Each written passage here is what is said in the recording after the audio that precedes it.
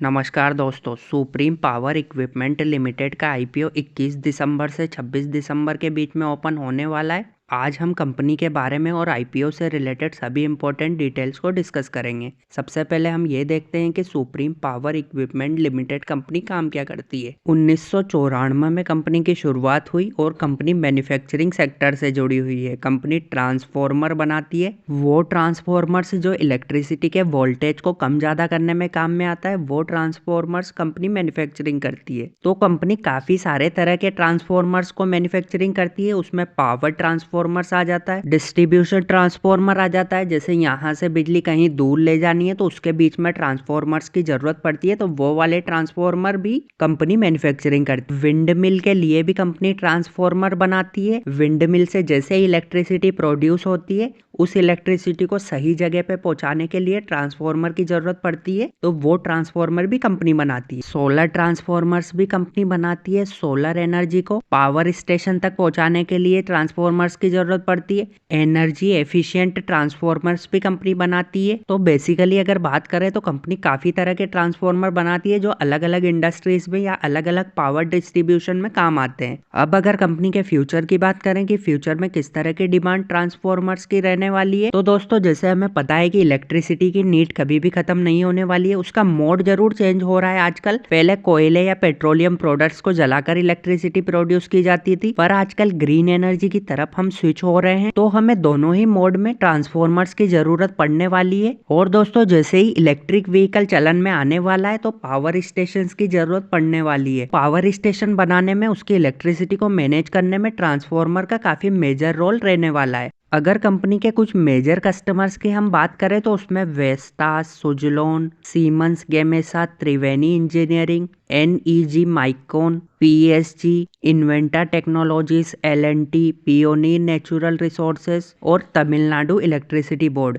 इनका नाम आ जाता है। तो दोस्तों कंपनी प्राइवेट और गवर्नमेंट दोनों सेक्टर की कंपनीज को अपने ट्रांसफॉर्मर्स को सप्लाई करती है। अब दोस्तों हमने ये तो देख लिया है कि कंपनी क्या प्रोडक्ट बनाती है, किसको कंपनी अपने प्रोडक्ट्स को सेल करती है। अब हम कंपनी के फाइनेंशियल्स को भी डिस्कस कर लेते हैं। तो कंपनी के एसेट्स 69 करोड़ रुपीस के थे 31 मार्च को, जो कि जुलाई 31 को बढ़ के 91 करोड़ रुपीस से भी ज्यादा के हो गए। तो काफी अच्छी हमें ग्रोथ देखने को मिली है एसेट्स में। अब अगर कंपनी की सेल्स की बात करें तो लास्ट फाइनेंशियल ईयर में कंपनी ने 99 करोड़ रुपीस से ज्यादा की सेल की थी, और करंट फाइनेंशियल ईयर के फर्स्ट क्वार्टर में कंपनी 40 करोड़ रुपीस की सेल कर चुकी है। अगर दोस्तों यही पेस कंटिन्यू रहती है तो हमें 120 करोड़ रुपीस के लगभग का रेवेन्यू देखने को मिल सकता है करंट फाइनेंशियल ईयर में, जो कि ठीक है, ज्यादा हम उसको नहीं कह सकते हैं बट कम भी नहीं कह सकते हैं। 20% की ग्रोथ हमें देखने को मिल सकती है। अब अगर नेट प्रॉफिट की बात करें तो लास्ट फाइनेंशियल ईयर में कंपनी ने 11 करोड़ रुपए का नेट प्रॉफिट कमाया था, और करंट फाइनेंशियल ईयर में कंपनी 5 करोड़ रुपए से ज्यादा का नेट प्रॉफिट कमा चुकी है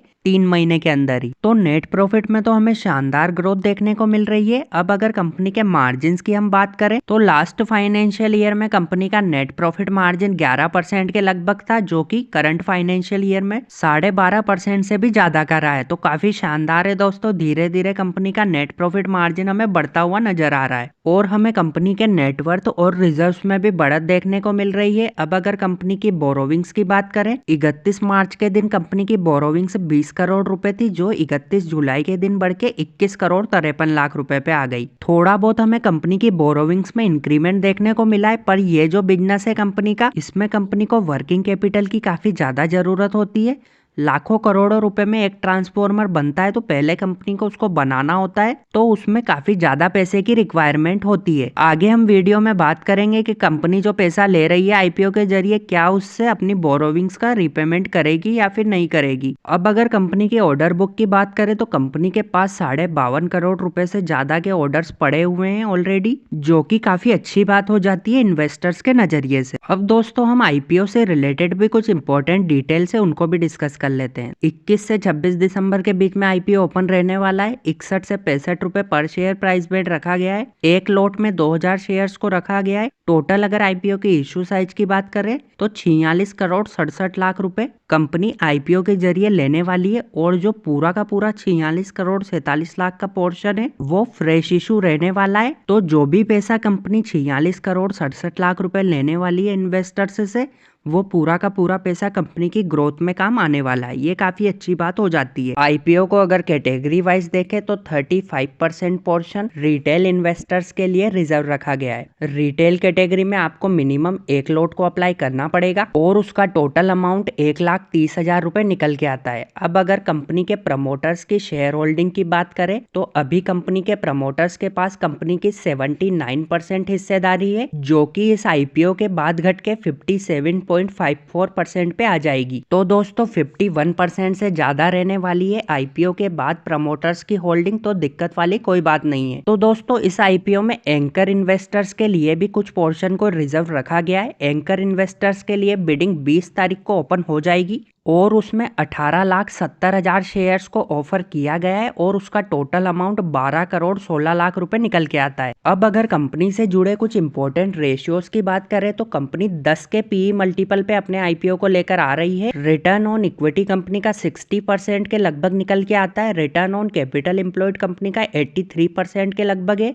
और debt to equity ratio company का 0.45 है। तो दोस्तों काफी शानदार हमें रेशियोस नजर आ रहे हैं कंपनी के। पीई मल्टीपल भी कंपनी का हमें कमी नजर आ रहा है। रिटर्न ऑन इक्विटी और रिटर्न ऑन कैपिटल एम्प्लॉयड का परसेंटेज काफी शानदार है और डेट टू इक्विटी रेशियो भी कंपनी का कमी नजर आ रहा है। इसको देखकर तो हमें यही लग रहा है कि कंपनी ने पास्ट में काफी अच्छी तरीके से अपने फंड्स को यूटिलाइज किया है। अब सुप्रीम पावर इक्विपमेंट लिमिटेड की कुछ कॉम्पिटिटर कंपनीज भी है, उससे भी हम कंपनी की वैल्यूएशन को कंपेयर करके देख लेते हैं। तो इस लिस्ट में दोस्तों मेनली 4 कॉम्पिटिटर्स का नाम निकल के आता है। उसमें टीडी पावर सिस्टम आ जाता है, ट्रांसफॉर्मर्स एंड रेक्टिफायर्स इंडिया का नाम आ जाता है, इंडोटेक ट्रांसफॉर्मर्स लिमिटेड का नाम आ जाता है, वोल्ट एम्प ट्रांसफॉर्मर्स लिमिटेड का नाम आ जाता है। अब अगर इनके प्राइस टू अर्निंग रेशियो और रिटर्न ऑन नेटवर्थ के परसेंटेज की बात करें तो टीडी पावर सिस्टम अभी करंटली 46 के पी मल्टीपल पे ट्रेड हो रही है और उसका रिटर्न ऑन नेटवर्थ का परसेंटेज 16 का निकल के आता है।